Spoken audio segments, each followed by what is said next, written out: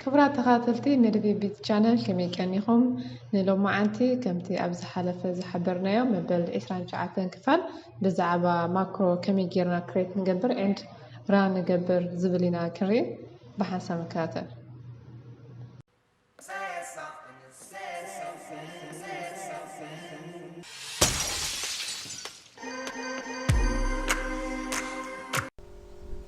ናይ ሎማዓንቲ ትምህርትና ከምቲ ኣብ ምእተው ዝተሓበረና ብዛዕባ ማክሮስ ዝብል ኢና ክንርኢ።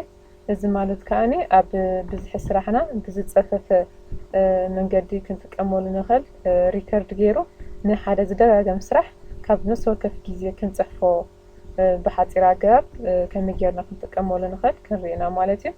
ኣብዚ መጀመርታ ካብ ማክሮስ ትብል ኣብ ዲቨሎፐር ታብ ኢና ክንረኽባ ኣብዛ ደድሕሪ ቪው ተዘይፀኒሓትና ወያ ከምዚ ከምታ ተዘይፀኒሑ ኣብዚ ክንሪኦ ዘለና ፋይል ኢልና ኣድ ክንገብራ ኢና ማለት እዩ። ፋይል ኢልና ኦፕሽንስ ኢልና ቀፂልና ካስተማይዝ ሪበን መሪፅና ኣብዚ ዲቨሎፐር እዚኣ ቸክ ኣይኮነትን ፀኒሓ ኣብዚ ክንመርፃ ኢና ማለት እዩ። ቀፂልና ኸ ኦኬ ክንብል ኢና ሕጂ ኣብዚ ኣድ ኮይና ኣላ ማለት እዩ።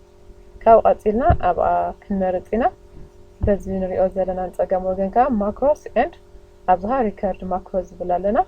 እዚ ከዓኒ እቲ ጥቕሙ ከምቲ ክንሪኦ ዝፀናሕና ኣብ ነፍሲ ወከፍ ብዙሕ ዶክመንት ዳግም ሓንሳብ ፅሒፍና ብሾርትካት መልክዕ እንዳፀዋዕና ክንሰርሓሉ ኢና ካብ ነፍሲ ወከፍ ክንድቲ ብዙሕ ዝደለናዮ ንፅሕፍ ማለት እዩ።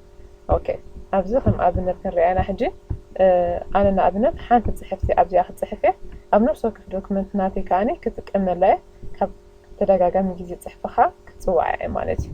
ኣብዚ ሕጂ ሪከርድ ማክሮ ክብል እየ። ኣብዚ ሪከርድ ክብል ከለኹ እቲ ንዓይ ነቲ ስራሕ ክገልፀለይ ዝኽእል ወይ ከዓ ኣድላይ ዝብል ኮሽን መሪፀ ክሕዝ ይኽእል እየ። ንኣብነት ኣነ ኣብዚኣ ኤቢቲ ኢለ ፅሒፈ ኣለኹ ኣብዚ ኪቦርድ ከዓ ክመርፅ እየ ነታ ማክሮ ብኸመይ ኣሳይን ክንገብራ ንኽእል ኢልና ዝኾነ ሾርትካት ኪቦርድ ክንመርፅ ንኽእል ኢና። ንኣብነት ኮንትሮል ኣት ኤን እንድሕር ኢለ መሪፀ ወይ ከዓ ኮንትሮል ሽፍት ኤን ኢለ እንድሕር መሪፀ እዚኣ ሕጂ ኦልሬዲ ኣሳይን ኮይና ኣላ ኣብዚ ኖርማል ስታይል ኣሳይን ኮይና ኣላ። ስለዚ ንዓ ደምሲሰ ኮንትሮል ኣት ጄ ኢለ መሪፀ ኣለኹ እዚኣ ኣሳይን ዳ ስለዚ ክመርፃ ወይ ክትጥቀመላ ይኽእል እየ ማለት እዩ። ኣነ ሕጂ ነታ ማክሮ ናተይ ኣብ ነፍሲ ወከፍ ፅሑፈይ ክፅዋዕ እንድሕር ደልየ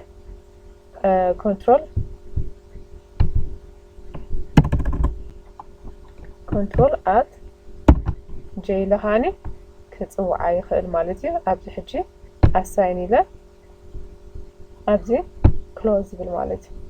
ሕጂ ኦልሬዲ እታ ኪቦርድ ኣሳይን ሾርትካት ኣሳይን ጌርና ኣለና እታ ስራሕ እውን ጀሚራ ኣላ። ኣብዚ ከም ንሪኦ ዘለና ምስታ ናትና 4 ኣንጎሎ ምልክት ዘላታ ሪከርድ ከም ትገብር ዘላ ትሕብር ኣብኣ ኣታች ኮይና ኣላ ማለት እዩ። ሕጂ ኦልሬዲ እታ ማክሮናትና ሪከርድ ክትገብር እያ። ንኣብነት ኣብ ዝኾነ ፅሑፍ ክፅሕፍ እየ ኣብዚ ንኣብነት እቲ ክደጋገም ዝኽእል ኢለ ዝሓሰብኮ ኣነ ተደጋጋሚ ክጥቀመሉ ዝኽእል ኣብዚ ፅሒፈ ቀፂለ ከዓ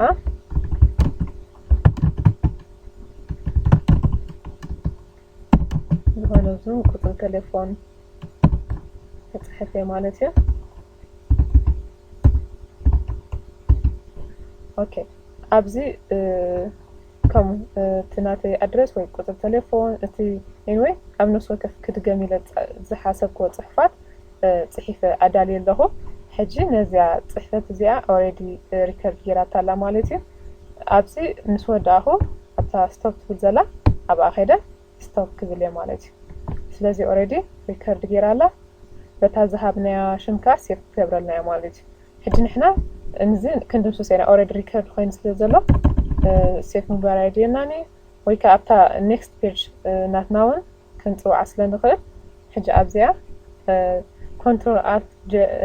ኮንትሮል ኣት ጄ ኢለ ሂብያ ነይረ ወይ ከዓኒ ኮንትሮል ኣት ጄ ኢለ ከምፃ ክእል እየ በታ ዝሃብክዋ ሾርትካት መሰረት ማለት እዩ።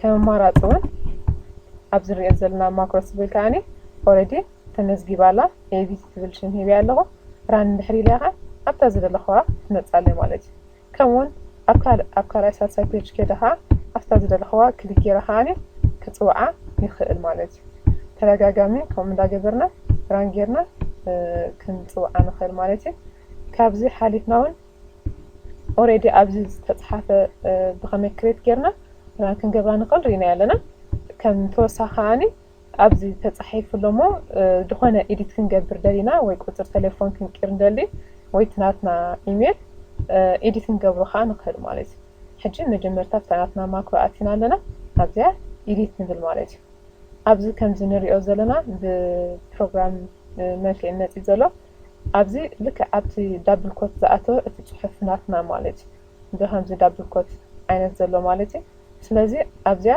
ኣብ ዳብል ኮት ኣቲና ኣለዋ ንኣብነት ቴሌፎን ክቕይር ንሕደል ኣብዚያ እዛ ንሪኣ ዘለና ካልእ ቀይረ ኣለኹ ኣብዚያ ወዲእ ኣለኹ ማለት እዩ ኣብዚያ ክሎዝ ኢለ ካብዚ ክወፅየ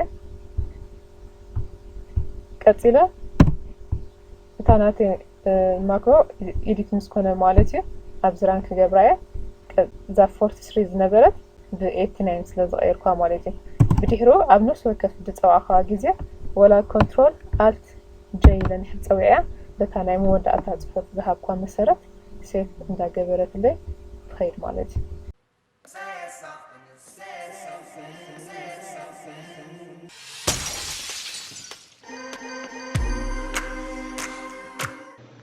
ክቡራት ተኸታተልትና እዚ ክንሪኦ ዝፀናሕና ብዛዕባ ማክሮ ከመይ ጌርና ራን ንገብር ዝብል ኣብዚ ወዲእና ኣለና ኣብ ዝመፅእ መበል 30 ክፋል ናይ መወዳእታ ናይዚ ሒዝናዮ ዘለና ክላስ ብዛዕባ ከመይ ጌርና ፓስወርድ ክሬት ክንገብር ንኽእልና ሓንቲ ዶክመንት ዝብል ክንርኢ ኢና ሰላም ቀና